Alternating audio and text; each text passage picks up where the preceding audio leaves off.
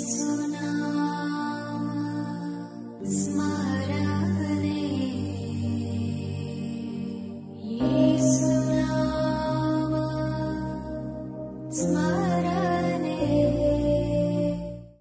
The lord. యేసునామ స్మరణ అనే ఉదయకాల కార్యక్రమానికి మీ అందరికీ ఆహ్వానమండి.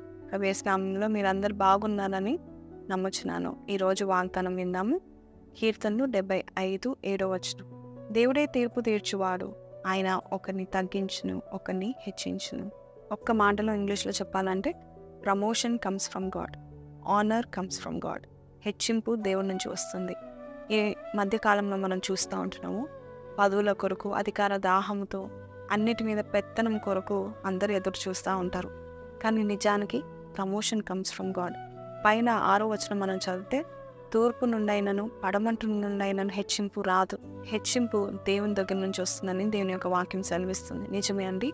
ఎక్కడ మనం తూర్పు దగ్గరికి వెళ్తే అక్కడ మనకు హెచ్చింపు వస్తుందో, ఆ జాబ్ చేస్తే హెచ్చింపు వస్తుందేమో, లేక మన యొక్క పరిస్థితులు బట్టి వీరితో ఫ్రెండ్షిప్ చేస్తే హెచ్చింపు వస్తుందేమో అనుకుంటా ఉంటాం.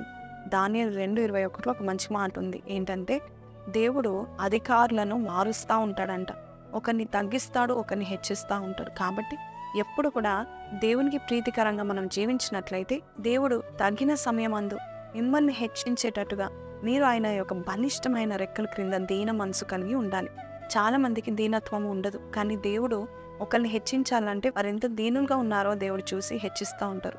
కుటుంబంలో సమస్యలు మనం చూస్తూ ఉంటాం, భార్య భర్తల్లో గొడవలు చూస్తూ ఉంటాం. ముఖ్యంగా నీవెంత అంటే నేనెంత అంటే ఆ కుటుంబం నిలవదు, ఆ యొక్క కాపురము నిలబడదు. కాబట్టి మనము మన జీవితంలో హెచ్చింపు పొందుకోవాలంటే నువ్వెంత నేనెంత కాదు, దేవుని దృష్టిలో మనం తగ్గించుకొని ఉన్నట్లయితే దీనులకు ఆయన మహా గొప్ప కృపను చూపిస్తూ ఉంటాడు.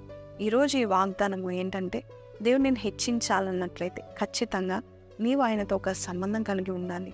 ఆయన నేను అధికారి వలె దేవుడు నేను చూడాలని ఆశపడుతున్నాడు.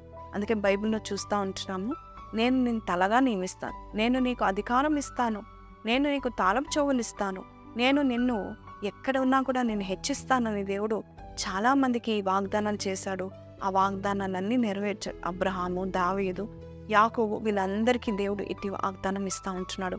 ఈరోజు మనకు కూడా దేవుడు ఇస్తూ ఉంటున్నాడు. కాబట్టి మీరు ధైర్యంగా ఉండండి. ప్రతి విషయంలో నమ్మకంగా, నిజాయితీగా, యథార్థంగా, ఎటువంటి పాపం ఏలకుండా మిమ్మల్ని మీరు తగ్గించుకొని పరిశుద్ధంగా జీవించినట్లయితే ఖచ్చితంగా ఆయన ఇష్టపడి నేను హెచ్చించడానికి ఇష్టపడుతున్నాడు.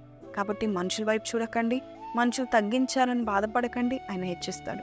లేక మనుషులు హెచ్చించారని సంతోషపడకండి, మనకి తెలీదు వారి ద్వారానే మనకు తగ్గింపు రావచ్చేమో. కానీ దేవుడు ఒక వ్యక్తిని హెచ్చిస్తే, చాలా ఘనంగా ఎంచి ఆ వ్యక్తిని హెచ్చిస్తే కనుక ఖచ్చితంగా ఎవ్వరు కూడా ఆ యొక్క హెచ్చింపును మర్చిపోలేరు, లేక అవాయిడ్ చేయలేరు, ఇగ్నోర్ చేయలేరు, నిర్లక్ష్య పెట్టలేరు. దేవుడు ఒక వ్యక్తిని హెచ్చించినట్లయితే ఒక కిరీటం ఆయన మీద ఉన్నట్టే ఆ కిరీటం ఎవ్వరు కూడా తీయజాలరు.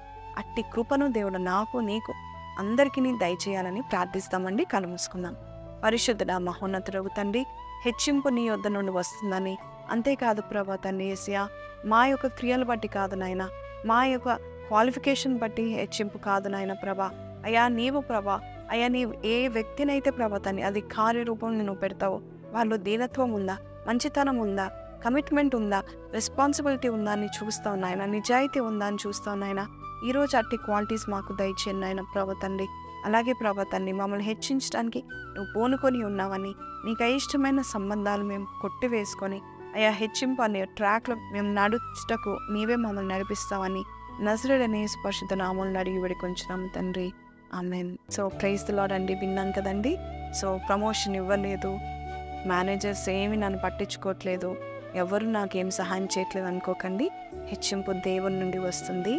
ఆయన సన్నిధిలో మీరు ఎప్పుడు ఉన్నారు, అంతేకాదు ఆయన గమనిస్తున్నాడు. మీకు త్వరలోనే ప్రతిఫలం దయచేయబోతున్నాడు. నిజాయితీగా, నమ్మకంగా పనిచేయండి, ఆయనను ప్రేమించండి, ఆయన చెప్పిన మాటలు వినండి. ఖచ్చితంగా రోజు దేవుడు మిమ్మల్ని హెచ్చిస్తూ ఉంటాడు. ఈ వాగ్దానం నాతో మాట్లాడింది అన్నట్లయితే కింద కమెంట్లో ఆమెను పెట్టండి. మరి ఒకసారి ప్రార్థన చేసుకుని దినాన్ని స్టార్ట్ చేయండి. మళ్ళా కలుద్దాం. అంతవరకు సెలవు. Praise the lord.